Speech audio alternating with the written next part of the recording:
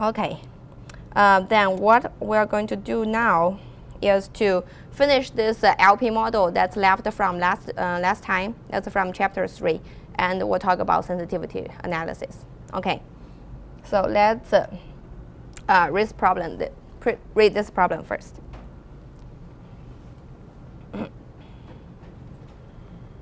Or if you still have the printout from last time, from week 2, it should be the last one.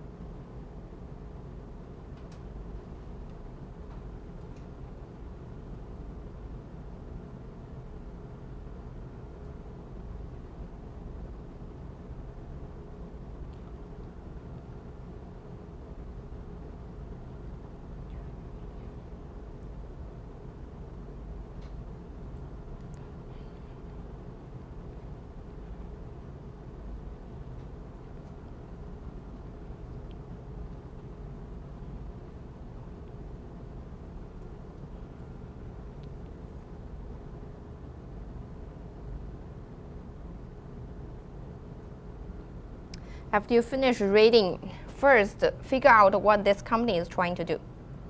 Okay.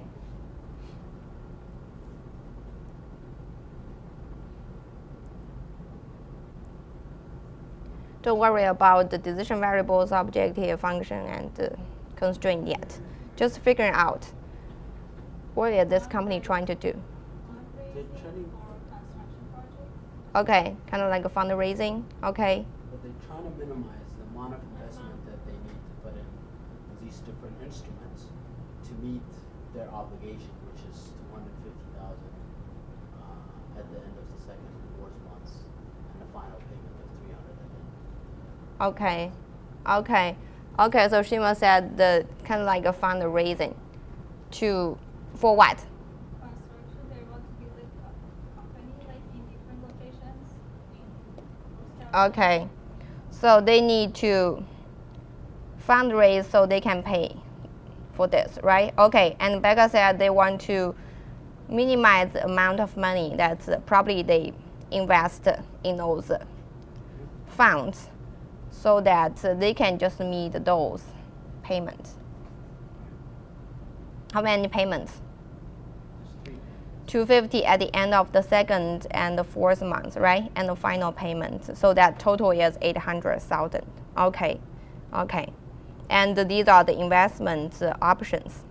And different from that investment problem that we talked about last time, this time they can reinvest in a fund when those investments mature.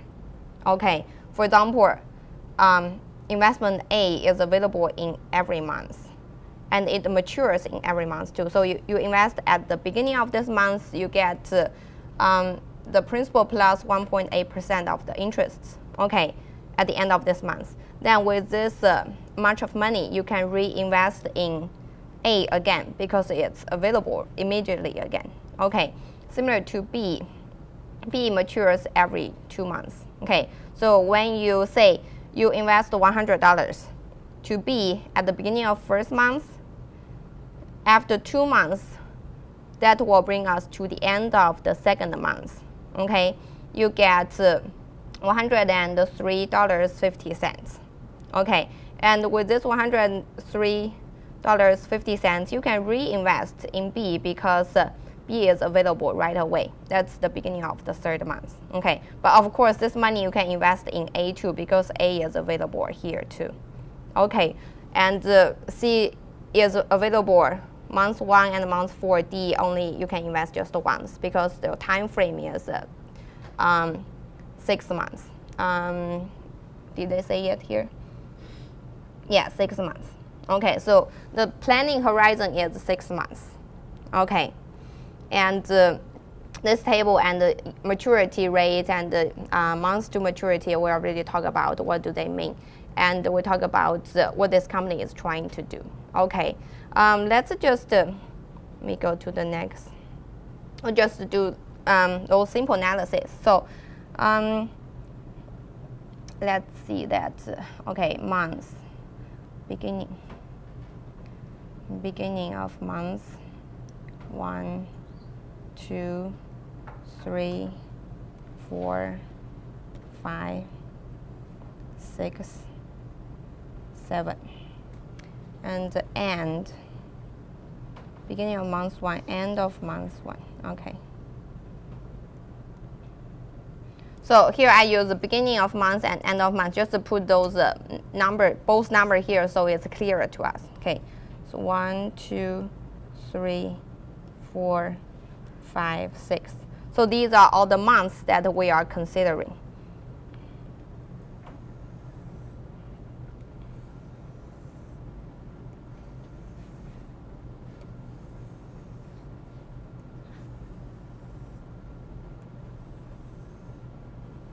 Okay.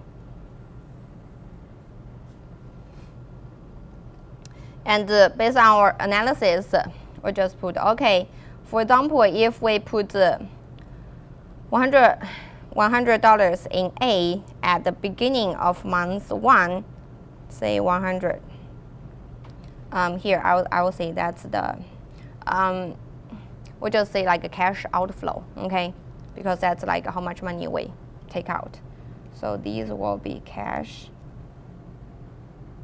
outflows. So if we put $100 here, cash inflows, then how much do we get? We get here, right? If we put $100 here in A, okay, then how much do we get at the end of 118, right? And now we don't know how much to put in A at the first month, right? That's something we're trying to decide. No, that's 18%. Yeah, so that's, oh, sorry. Here, thank you. Okay, so, but the problem is that we don't know how much we're going to put right now. So that's what we're going to decide. So that translates into our decision variable, right?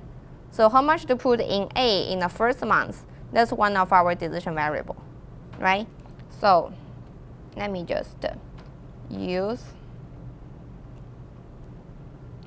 say A. And it's the beginning of the first month, so I just put A1. Okay, so that's the amount of money I'm going to put in A1. And I know that how much I will get is 1018 times A. So that's how much O and A1. That's how much I will get from A1, right? 1.8. Okay. It's not 1.018, it's 1.80. But we get the point. Okay, I'll just put the percentage. 1.8. Oh, that's what I'm trying to put here. Okay. So then we know that you can put in A again, right? At the second month, but we just don't know how much we're going to put. I just put here as A2 and same thing. A2, okay. Then we can do the same for A in all the months.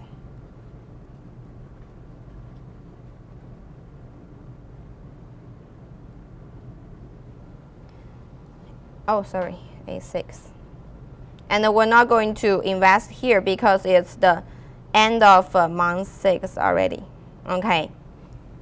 Then here would be 1.8%.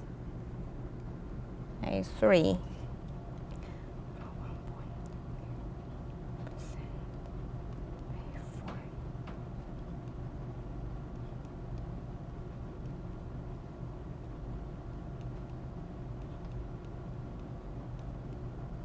A6.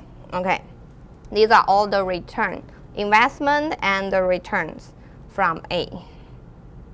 Okay.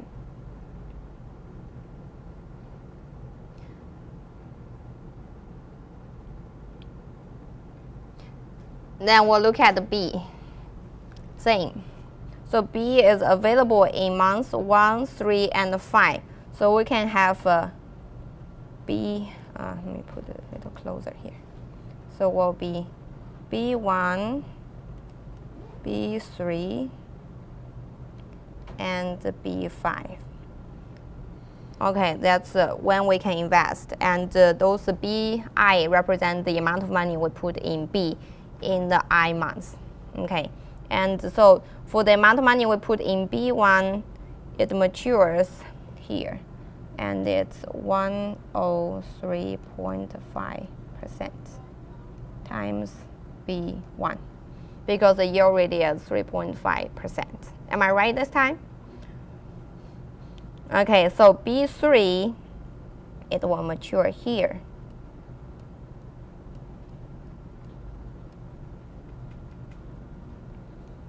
B5 will mature here.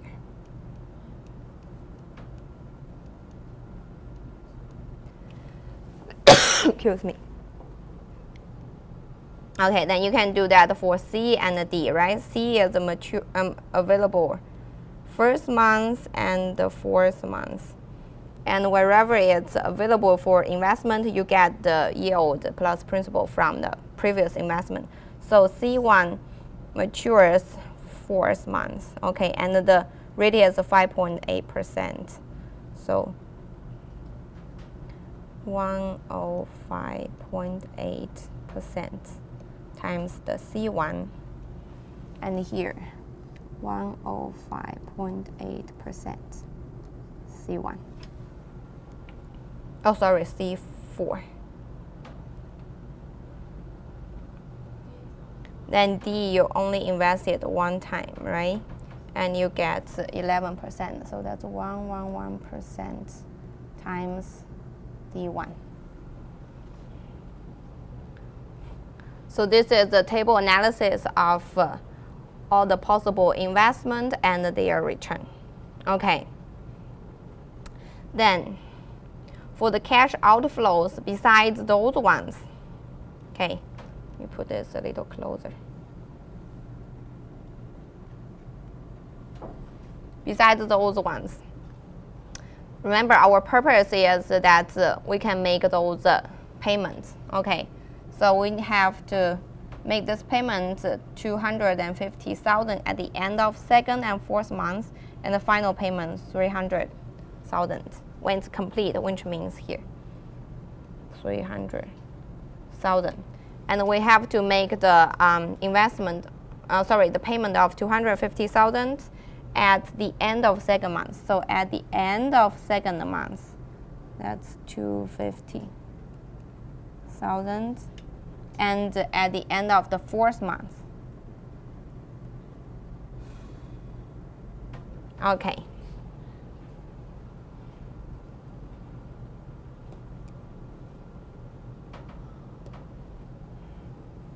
So these are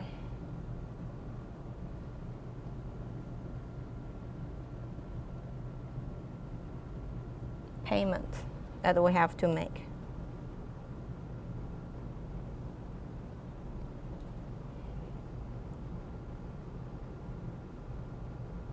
So this summarizes all the cash flows.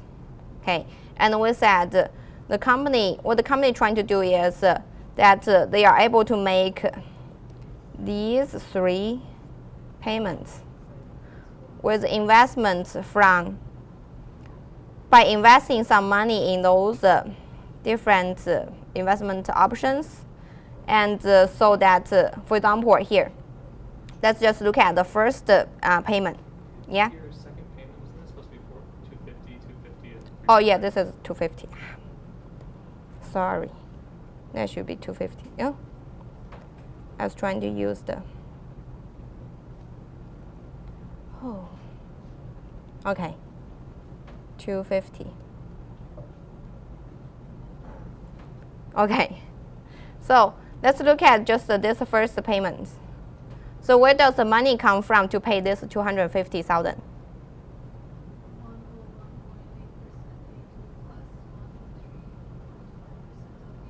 From here, right? Those two are the only cash flows. So to make this payment, money comes from here plus this one minus if you are going to make more investment in A3 and B3.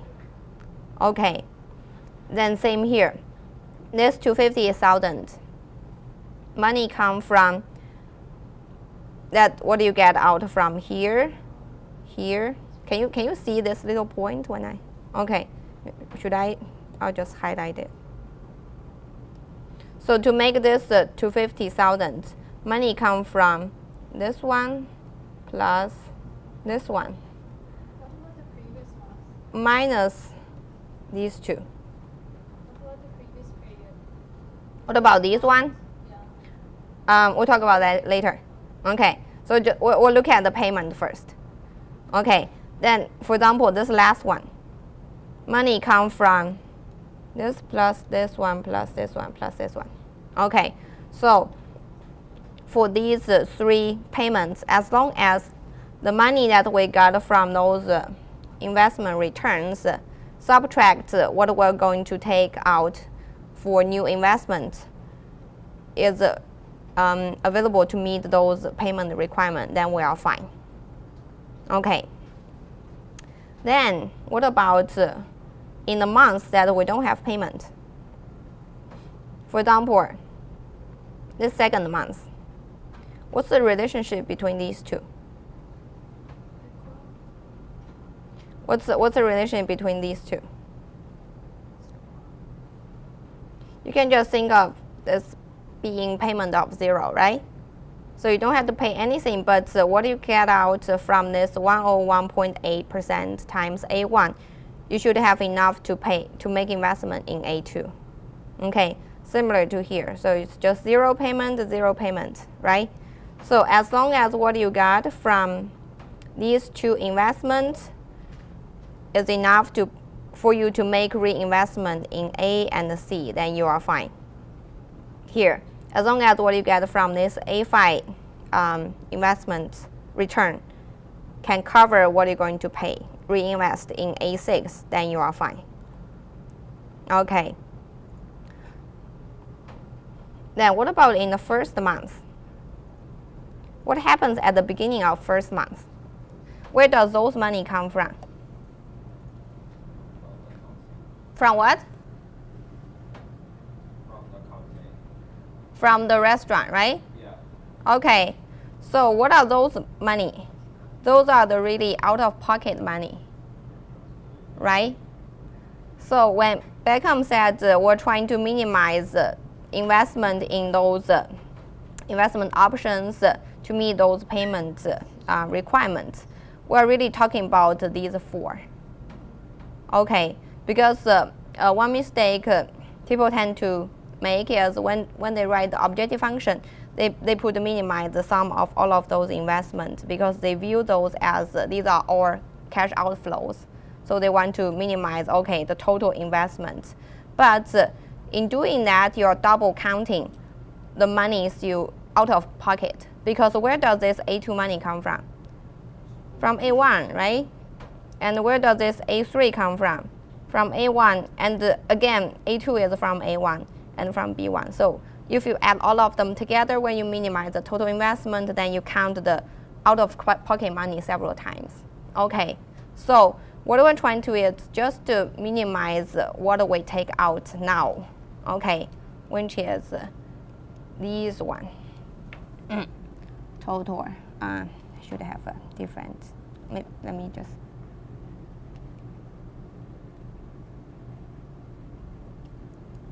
So these are the total out of pocket money. And we want to just minimize this portion. And what we talk about regarding the relationships of the cash outflows and inflows in each month will be our constraints. We just want to make sure that the cash inflows in a certain month should be able to cover the cash outflows in that month. Okay. Okay. So with that analysis,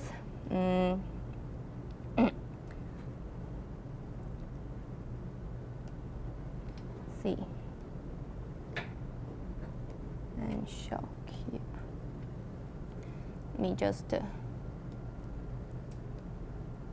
see if I can duplicate.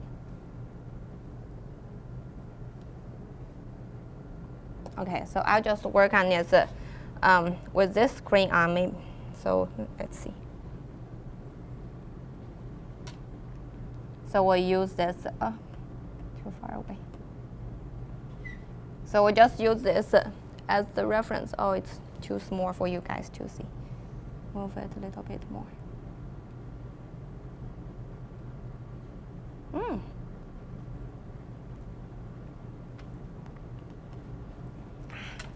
Where did it go?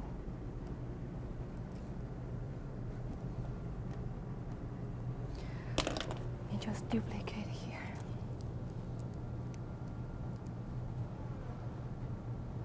Okay, so I duplicated this slide here. So on this slide, going to delete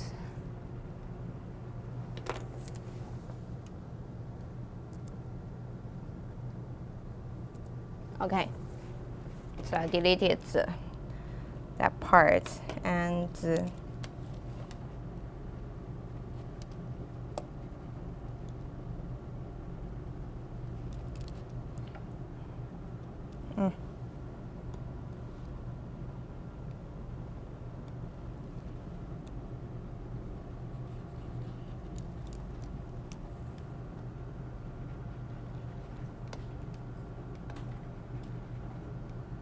I'm trying to erase those. Won't go.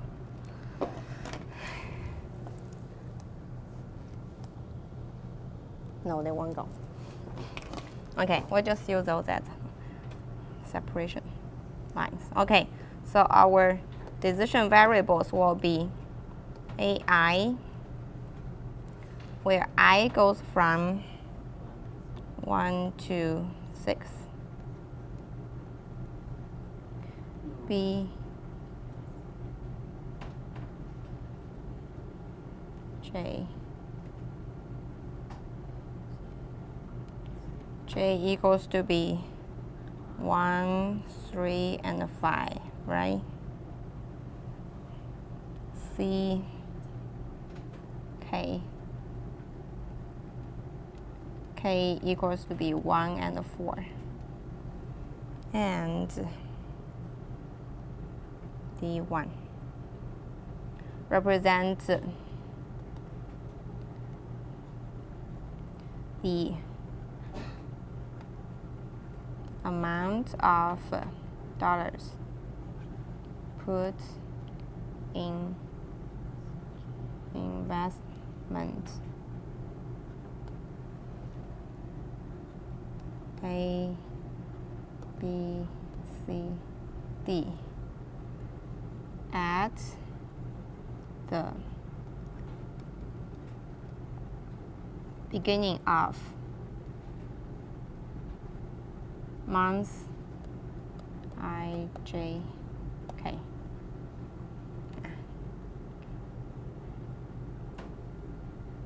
I just put M here. M equal to B1.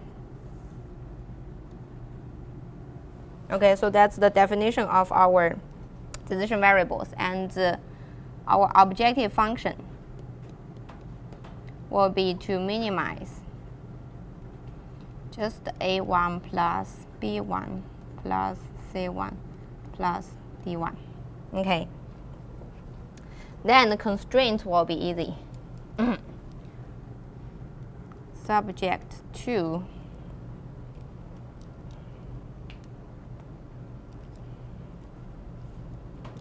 if this works, it does not work. I plan to just erase the border of those table, then we can just write. Okay, so let's just do this. So first constraint would be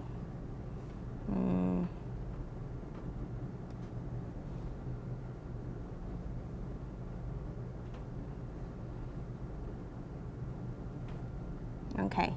So first constraint would be A2 need to be less than equal to 101.8% times A1. Okay, we put less than equal to because the company may want to set apart some money. We talk about this. If the company is going to use all the money to invest, then it's the same as putting an equal sign. Okay, but make it less restrictive, so the company may be putting aside some money. Okay, and then here, second constraint, this plus this one plus 250,000 need to be less than equal to this plus this. Okay, then A4 plus C4 need to be less than equal to 101.8%. A3 plus this one.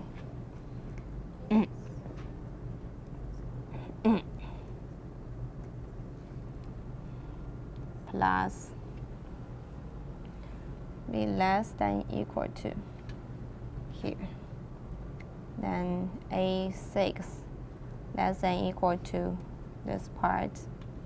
Then the last will be 300,000 need to be less than equal to all of those right part. So we have one constraint, two constraint, three constraint, 4, 5, 6 constraint plus AI, BJ, CK, DM should all be greater than or equal to 0 for all I that goes from 1 to 6. J goes from 1 to 5. K goes from K equals to 1 and 4. M equals to be 1.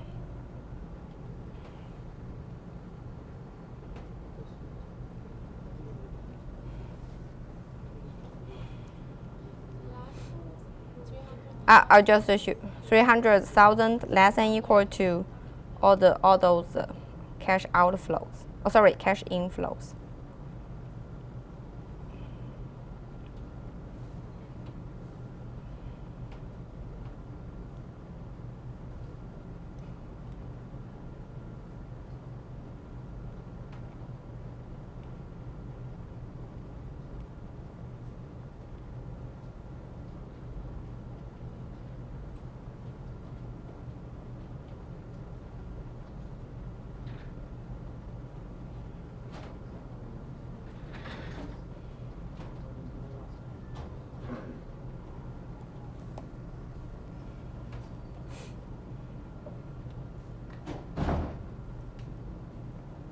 Okay, just move to that.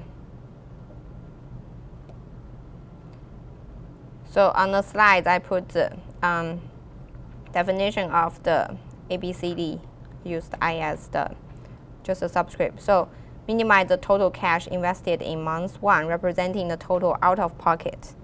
Okay, and then in each month, on this slide, I moved all the right hand side to the left and use the equal sign, but using greater than or equal to will be better. Okay, so this represents an example that some of the problems, before you start to think about, okay, what's the decision variables, maybe analyze the problem first.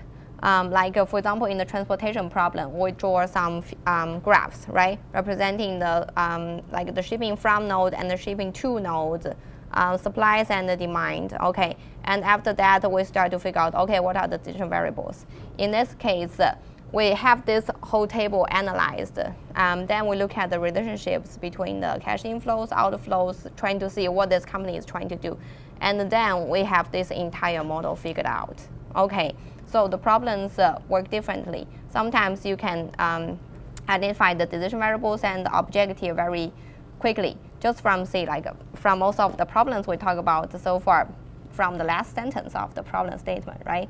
But in this case, we figured out the entire model together by analyzing this and summarize them in the table.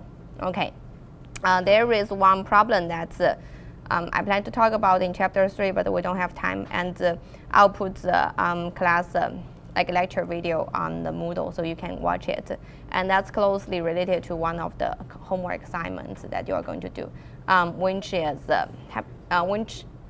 to be analyzed the same way. So you have to analyze the problem first before you figure out, okay, what the decision variables should be, okay, and then you have the model. Okay, so that's for this problem. We will implement this if we have time. Okay, so we're going to move on.